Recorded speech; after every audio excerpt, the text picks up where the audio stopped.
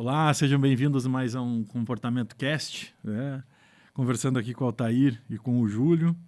E hoje nós temos que falar sobre o nosso jeitão comportamento de ser, né? Hashtag orgulho de ser comportamento nas redes aí, né? Alta, uma das coisas que nós trabalhamos fortemente com a nossa equipe, e acho que é uma marca muito registrada, um dos nossos valores, é o respaldo científico. E hoje a gente tem acompanhado algumas discussões interessantes nas redes sociais, com posicionamentos e tudo mais, mas eu não queria falar do jeito da comportamento, dos conceitos que a comportamento utiliza, mas eu queria abordar a importância do respaldo científico para a atuação, né, na construção do legado de cultura preventiva. Como que você analisa a importância do respaldo científico na atuação? Perfeito, Odilon. Esse tema ele é necessário não só quando nós falamos do mundo organizacional, mas no mundo como um todo, né?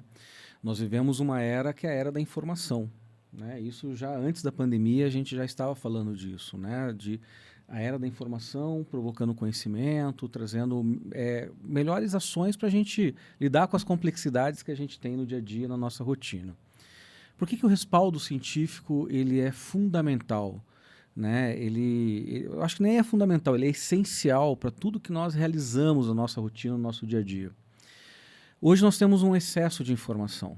Então, a gente acorda já sendo bombardeado por informações. Informações que nos ajudam a gente a guiar essa jornada que nós temos. Algumas informações que são preocupantes, porque às vezes são informações que não têm essa conexão com a ciência e são apenas opiniões. E essas opiniões elas acabam se tornando, para algumas pessoas, a própria ciência, porque não se aprofunda. Agora, essa questão é uma questão que não vem pós-pandemia apenas, né? Já era uma preocupação da academia que lida com a gestão do conhecimento já no início do século, porque quando a gente viu que a internet assume, né, um protagonismo muito grande nas tomadas de decisão, desde com mecanismos de busca e hoje com essa excelência que a gente consegue ter com a inteligência artificial, principalmente a generativa, já era uma preocupação. Então as pessoas já falavam, olha, muita gente está tomando decisão em cima de informação e não de conhecimento. E na ciência do conhecimento, o conhecimento ele é a informação com valor agregado, ou seja, nós nos aprofundamos nessa informação. E aí o respaldo científico entra. Você veja, Humberto Eco, em 2011, ele já falava que o excesso de informação causa amnésia. Em 2011, ele falava, cara, a gente tem que ter uma cultura da filtragem. O respaldo científico é essa cultura da busca pelo conhecimento, para tomar decisão naquele conhecimento que ele é construído a partir de informações com valor agregado. O respaldo científico é o que faz a gente ter a segurança para uma tomada de decisão. E o respaldo científico hoje, ele tem um acesso muito fácil para a gente, né? Porque nós temos excelentes publicações na internet, nós temos excelentes formadores de opinião em mídias sociais, por exemplo, né? Eu gosto muito do LinkedIn, que o LinkedIn ele traz muitas boas discussões, né? Com ciência por trás. Agora, a gente tem que aprender a filtrar. E o respaldo científico ele é esse grande filtro que nós temos para a gente tomar uma decisão mais sustentável e perene, porque nós lidamos com, quer queira, quer não, dentro das organizações, sejam elas sociais, industriais, a gente lida com vidas. E a ciência sempre ela vai estar a favor da vida quando a gente está trazendo o que é melhor para a sociedade. Então esse aprofundamento ele é necessário. Muito bom, Otto. E, Júlio, uma das coisas que nos traz muito orgulho, né, é nós sermos uma empresa da ciência aplicada. Muitas vezes falado a psicologia aplicada. Eu vejo a psicologia na prática, né? O pessoal traz isso para a gente de uma forma muito frequente. Como é isso? O que é isso, a ciência colocada em prática? Você sabe, Odilon, que eu tenho hoje um orgulho gigante de algumas coisas dentro da comportamento, né? Uma delas é o fato de nós sermos uma das poucas consultorias que temos dentro da comportamento hoje uma área de pesquisa e desenvolvimento, né? Com consultores de altíssimo nível, figuras do nível do Altair aqui, né? Que é um dos especialistas técnicos que faz parte desse time hoje. E a gente tem o grande orgulho de poder dizer que a gente dedica um time de altíssimo nível para discutir conceitos, técnicas, teorias, aplicações práticas e, com isso, gerar conhecimento, com isso, gerar inteligência para preparar os nossos times, para preparar os nossos clientes, para preparar os nossos programas de formação, por exemplo.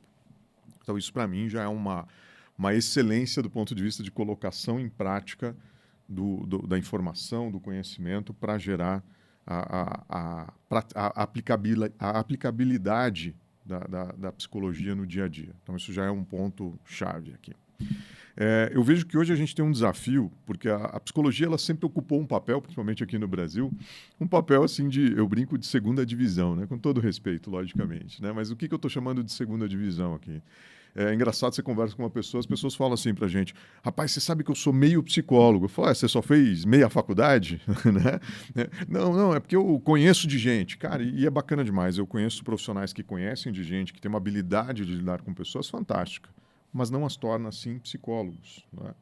O psicólogo é um profissional que ele tem uma formação e uma preparação de aplicar conceitos, de aplicar teorias para entender o comportamento humano, independente se é pelo viés da comportamental, cognitiva, psicanálise, sistêmica.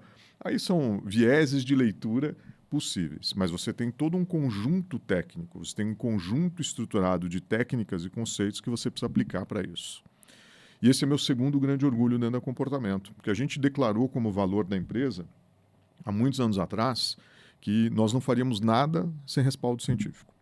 Então, desde a escolha que a gente tem de uma ferramenta de avaliação de cultura, de clima, as ferramentas mais recentes que a gente tem discutido para a questão dos riscos psicossociais, por exemplo, nós não consumimos essas ferramentas sem entender o que está por trás disso. Né? Sem entender de onde vêm essas ferramentas, como foi o processo de validação, como é que foi o processo de construção dessas ferramentas, que é fundamental. Né? Eu ainda vejo muita gente que cria o seu questionário em casa, né, dentro da empresa, aplica aquilo e entende que aquilo está gerando resultados. Ok, você tem elementos aí de maturidade, você tem elementos de aprendizado, que eu respeito toda iniciativa. Mas quando você se propõe a ter uma atuação com respaldo científico, significa que nós não aplicamos uma metodologia como a Hearts and Minds sem ter sido muito bem preparada antes. Né? Nós tivemos a Lucille, por exemplo, uma das sócias da empresa, que foi até a Inglaterra, passou pelo processo de formação do Energy Institute e, uma vez apta, voltou e treinou todo o nosso time.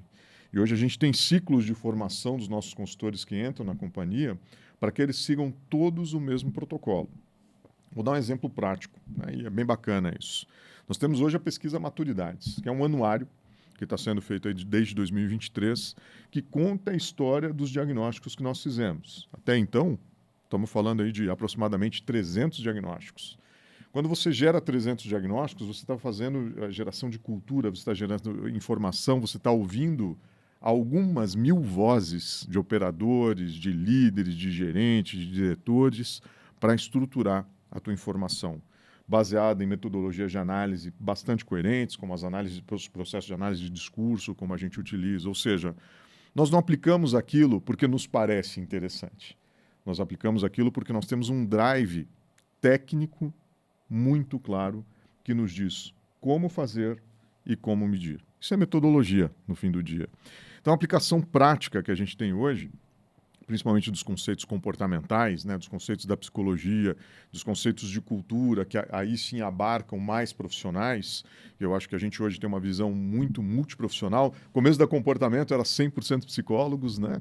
E a gente viu que a gente estava perdendo com isso, que a gente podia ganhar muito mais, uma capacidade de visão muito maior quando nós trouxemos outros profissionais. Está aqui o Alta, né, que é um baita de um profissional da área de saúde, com uma formação em fisioterapia e que faz uma leitura de cuidado, por exemplo, incrível, que nos trouxe uma série de aprendizados enormes de leitura organizacional a partir desse conhecimento.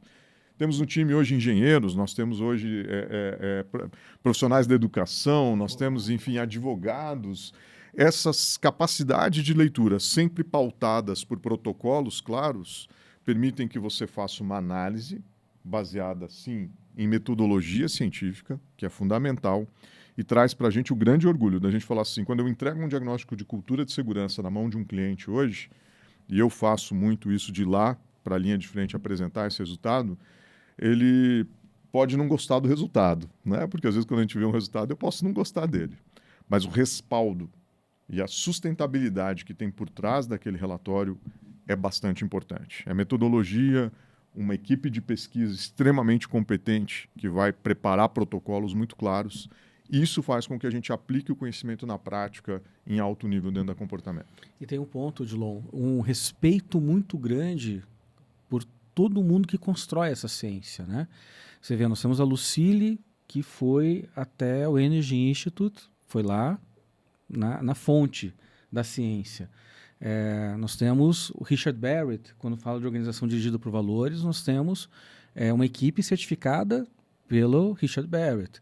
Nós temos pessoas que, quando começamos a falar de segurança psicológica, lá em 2018, né, 2017, 2018, quando nós começamos a nos aprofundar, nós tivemos consultores com a Amy Edmondson.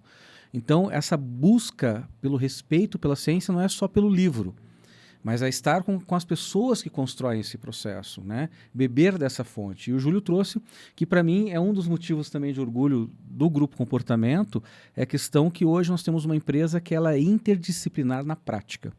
No mundo complexo que nós vivemos, se a gente não tiver essa interdisciplinaridade, a gente vai ter perdas de qualidade, perdas de capacidade de análise. Então, hoje, viver um mundo complexo exige essa interdisciplinaridade. E profissionais que gostam, porque não adianta você só buscar a ciência, gostar de sempre estar sendo provocado pela ciência. Então, isso é um motivo de muito orgulho também. Eu queria compartilhar com vocês algo que me chama muita atenção, né? A escolha do nome. Eu lembro, né, desse processo, quando nós estabelecemos que o nome ia ser comportamento. E teve uma discussão se fosse atitude ou comportamento, o nome da nossa empresa. E nós fomos atrás da ciência para tentar escolher o que cabia mais para a escolha do nome, né? E escolhemos comportamento. E há pouco tempo, né? E aí você vê a importância do respaldo científico, de onde nasceu o nome da empresa, né? Uma pessoa falou, vocês têm um nome comportamento, e hoje o comportamento está muito atrelado ao controle, à obediência, né? E de repente isso não prejudica vocês? Eu falei, olha, eu vou te contar uma história que eu vi acontecer dentro do mundo da segurança. No mundo da qualidade é um pouquinho diferente, mas no mundo da segurança é isso. Muita coisa se tornou verdade pela repetição e não pela ciência. E essa crença, que tem sim definição da área da administração, por exemplo, que olha comportamento só como uma parte visível, mas para nós, que somos psicólogos, que fundamos a empresa, comportamento não é só a parte que a gente vê. Tem uma parte daquilo que a gente não vê, que são as emoções, os pensamentos, né? As sensações, essas coisas que ficam encobertas. Então, para nós, tem a parte encoberta e tem a parte que você vê. E outra, não é só do comportamento do indivíduo quando a gente considera o indivíduo também o líder.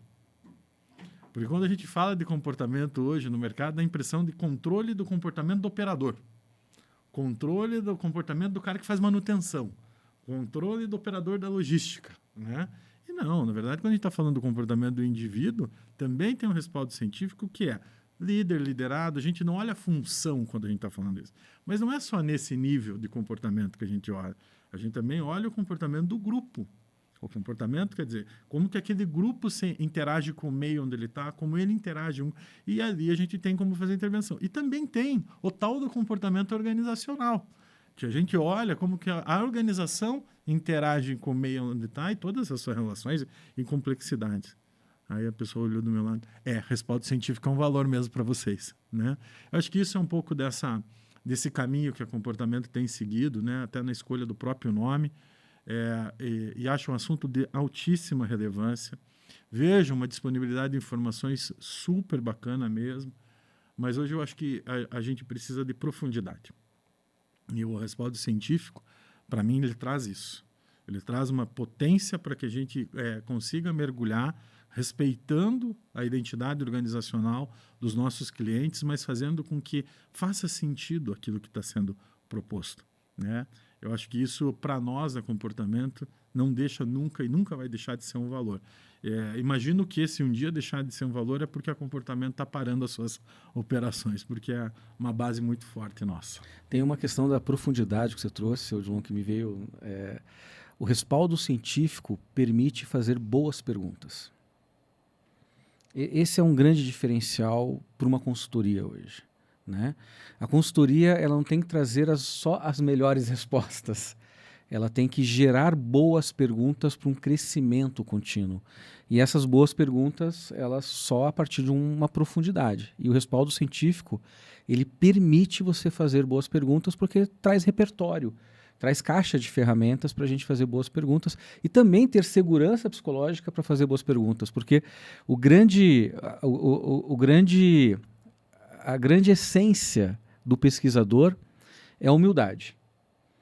Né? É você falar assim, por mais que eu conheça o universo, tem muito mais coisa para aprender. E o respaldo científico nos provoca nisso. Ele tira a gente e traz para a gente essa humildade de, cara, por mais que eu leia um artigo, dentro desse artigo tem 5, 6 referências que eu não conhecia. Deixa eu me aprofundar. Dentro dessas 5, 6 referências tem conceitos que eu não conhecia.